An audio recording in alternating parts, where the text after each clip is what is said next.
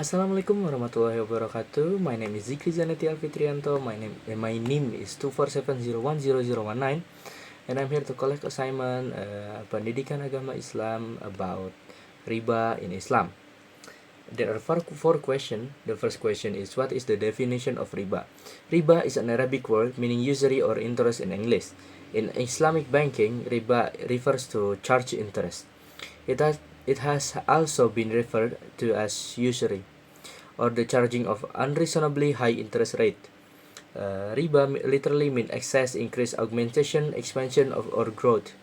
Muslims are not allowed to benefit from lending money or receiving money from someone. This means that earning interest or riba is not allowed whether you are an individual or a bank. The second question is, what are the types of riba based on the text? Explain each one of them completely and clearly. Riba can happen in two kinds of transactions, sale and debt. Any excess in sale contract is called riba al-buyu', while riba that happen in debt is called riba ad-duyun. So there are a total of four, two in riba al-buyu' and two in riba ad-duyun. Riba al-buyu' is an excess in sale or trading transaction is called riba al-buyu'. It also means any sale transaction in which one commodity is exchanged for another, but the amounts are unequal, and at least the delivery of one of the commodities is postponed. There are two types of riba al-buyu'. The first one is riba al-fadl, the exchange of ribawi items with different weight, measurement, or numbers at the same time. This is known as riba of excess. It refers to the buying and selling of similar goods in different amounts. For example, numbers, weight, value, etc., with the same price. The second is riba an-nasiyah. Riba an-nasiyah happens because of the deferment at the time of the exchange. The exchange of ribawi material is in this scenario is equal of weight, measurement, and numbers. But both the payment of the price and the delivery are not at the same time. In other words, it is a sale transaction of homogeneous and equal commodity and postpone of the delivery. And then riba aduyun. This riba is a type of debt interest that arise when people lend or borrow money. Riba aduyun is any unreasonable increase in borrowing or lending money paid in kind or in money offered to the loan amount as a lender impose condition or willingly by the borrower. There are two types of riba aduyun. First is riba al-qadr. Riba is imposed from the start and is dependent on the length of time the borrower takes to repay the loan. The second is riba al-jahiliyah. Riba that happens because of the default of payment and there is no riba at the beginning of the contract. This occurs when a creditor in a deferred exchange contract asks the debtor for additional money on the original debt. In exchange for an increase in debt, the creditor agrees to allow the debtor to postpone the debt payment.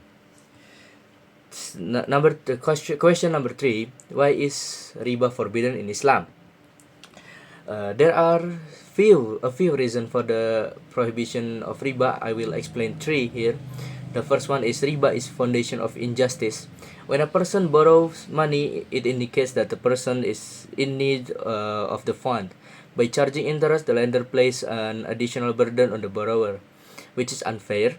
Interest is a mechanism used by wealthy individuals to generate more money at the expense of the poor, and it promotes inequitable wealth redistribution. Second is riba damage society.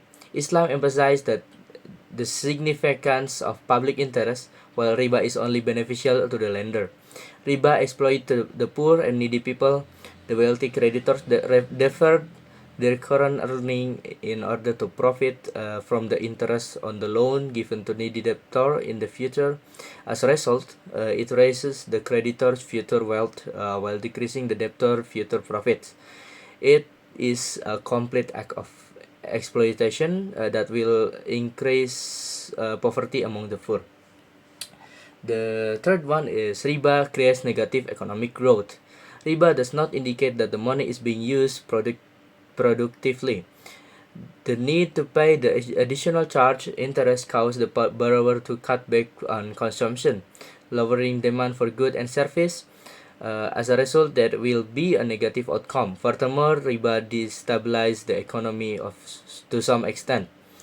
An increase or decrease in an interest rate correspond to the ups and downs of the economy. Question number 4. Is credit sale permissible in Islam? Elaborate the reason. Yes, credit sales are allowed in Islam, but only under certain conditions. In my opinion, the main difference between credit sale and riba is in how they work and why they are done. In a credit sale, something is sold at a higher price because the buyer will pay later instead of right away. Both the buyer and seller agree on the higher price from the start.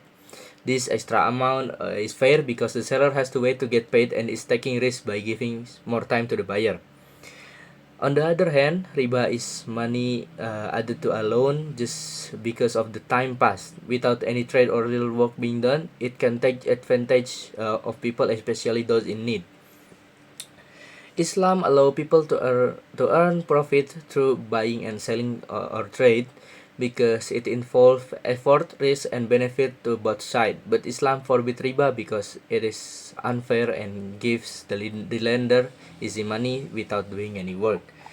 Thank you. Wassalamualaikum warahmatullahi wabarakatuh.